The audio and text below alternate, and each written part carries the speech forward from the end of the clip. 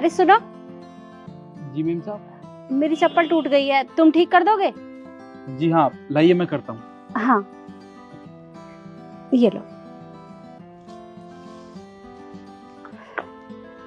इस चप्पल को भी आज ही टूटना था। अरे एक तो मैं वैसे ही लेट हो रही हूँ, ऊपर से ये चप्पल और टूट गई। आज पता नहीं बॉस मुझे छोड़ेगा नहीं, क्लाइंट के साथ मीटिंग और है। अरे लेट पहुंची तो मुझे नौकरी से निकाल देगा। पता नहीं क्या होगा आज मेरा। मेम साहब कोई बात नहीं, आप फिक्र मत कीजिए, सब कुछ ठीक हो जाएगा। अरे क्या ठीक हो जाएगा, कुछ पता भी है तुम्हें?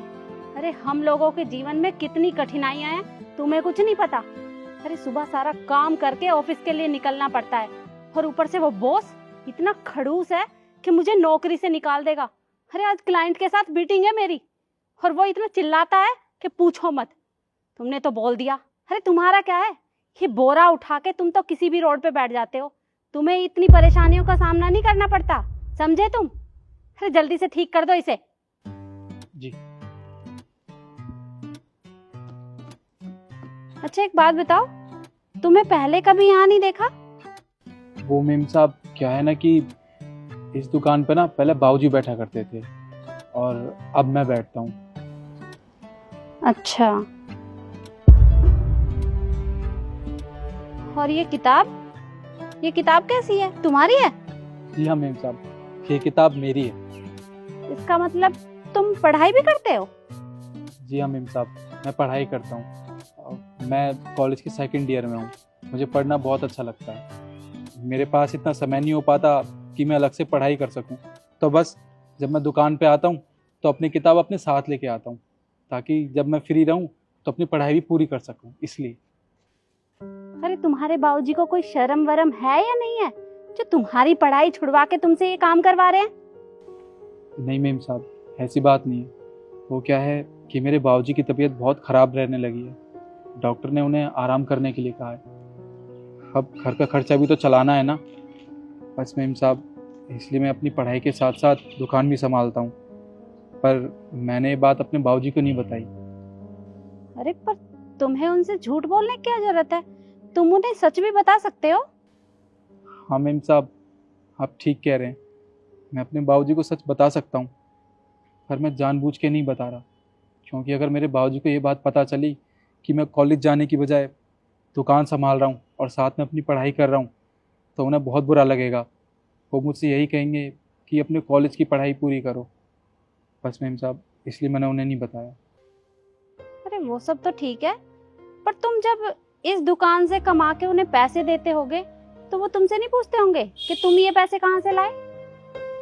हाँ मेम साहब, एक बार बाबूजी ने पूछा था, पर मैंने अपनी माँ को सारी सच्चाई बता रखी है। अब मेरी माँ ना एक बहुत बड़े साहब के यहाँ काम करती है। मैंने कह दिया कि उन्हीं साहब ने माँ को ये पैसे दिए हैं, और वो साहब बहुत अच्छे हैं, हमारी मदद करते हैं। अरे तुम तो बड़े बेकार आदमी हो। अरे मेहनत तुम करो और क्रेडिट वो साहब ले जाता है, ये भी कोई मतलब हुआ? मेम साहब, हम तो गरीब आदमी हैं, हमारे घर में पैसा आना चाहिए। हमें इससे कोई मतलब नहीं है कि पैसा कहाँ से आ रहा है। बस। मैं तो खामा तुम्हें इतना गलत समझ रही थी, और मैंने तुम्हें कितनी बातें सुना दी।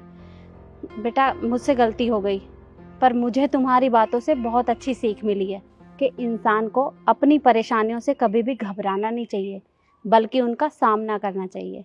अरे मैं तो वैसे ही घबरा रही थी। अच्छा बेटा, चप्पल ठीक हो गई हो तो दे दो। जी ठीक होगी, ये लीजिए। अच्छा कितने पैसे हुए? 50 रुपये। एक मिनट।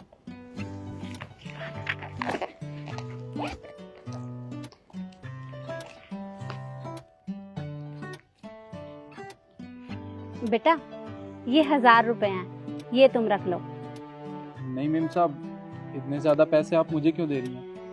मुझे बस उतने ही पैसे दे दीजिए जितने मैंने आपसे मांगे हैं, 50 रुपये। अरे अभी तुमने कहा ना कि तुम्हारे पापा बीमार हैं, तो बस इन पैसों से तुम्हारी थोड़ी मदद हो जाएगी। नहीं मेम साहब, ये पैसे मैं आपसे नहीं ले सकता। वो मेरे घर वालों ने मुझे एक सीख दी है कि हमेशा मेहनत की रोटी खानी चाहिए। तो बस मेम साहब, जितने पैसे मेरे बनते हैं आप मुझे बस उतने पैसे दे दीजिए।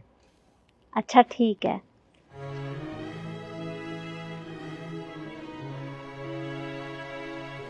ये लो बेटा।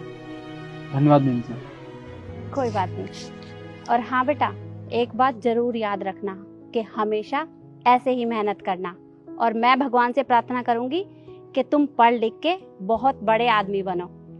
जी मेम। अच्छा बेटा, मैं चलती हूँ।